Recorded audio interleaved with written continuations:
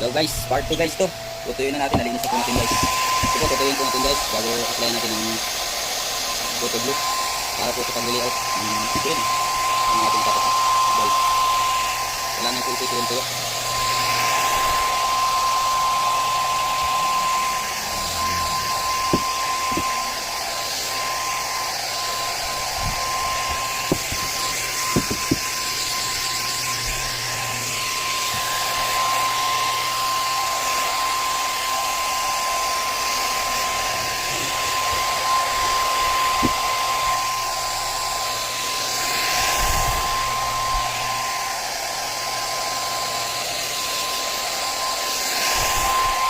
Okay guys, ito yung ito.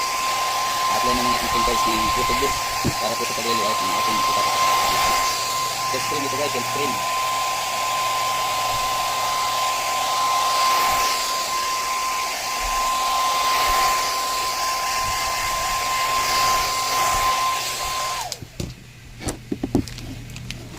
So guys, ang gagamitin natin chemical para mabuo ang screen. Kailangan natin guys pag-apply ng photo glue.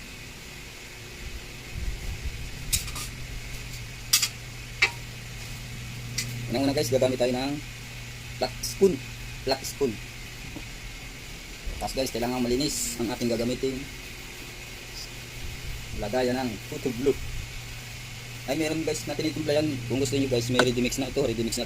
Timpla din ito guys, hindi ka na mahirapan pa yung timpla.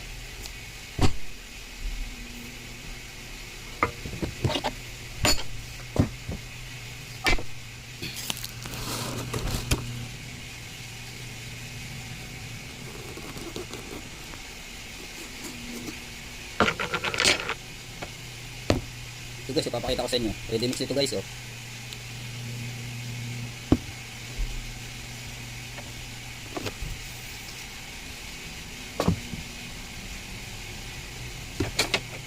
Lang guys, gawin natin kasi ito yun eh. Matagal na ata itong stock eh.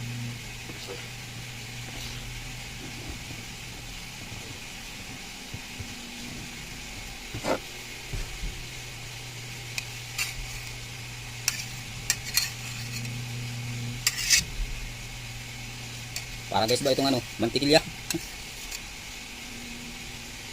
Yan guys. So yan guys, huwag natin po karamihan kung isang layout lang ating gagamitin. Yan guys.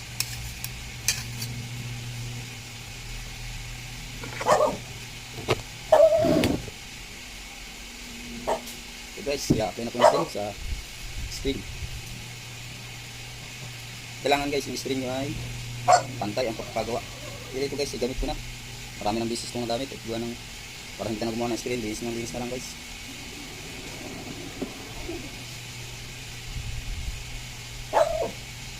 Paki-shout out lang po kay Boss Darren at kay Boss Engineer Jay Bakuli at ang aming pong manager na si Doña Ellen Bakuli.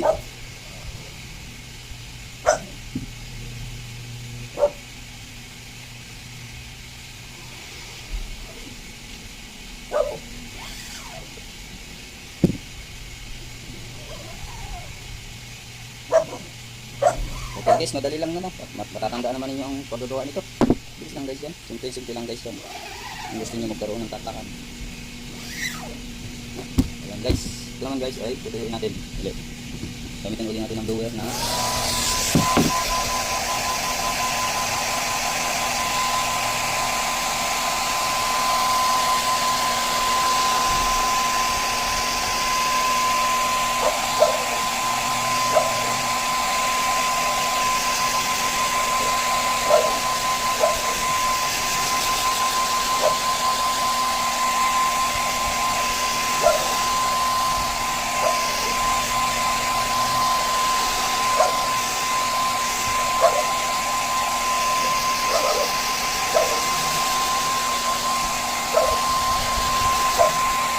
guys ay biglaan ang tawag lang nito pwede.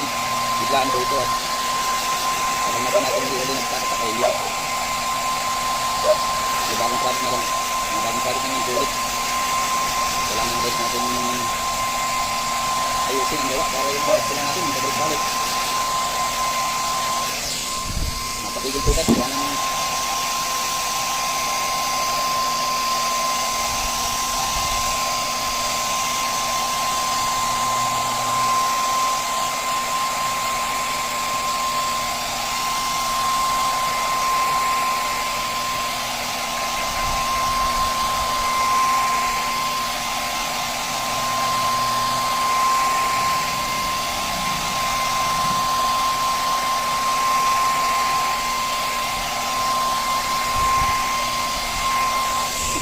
So yun na.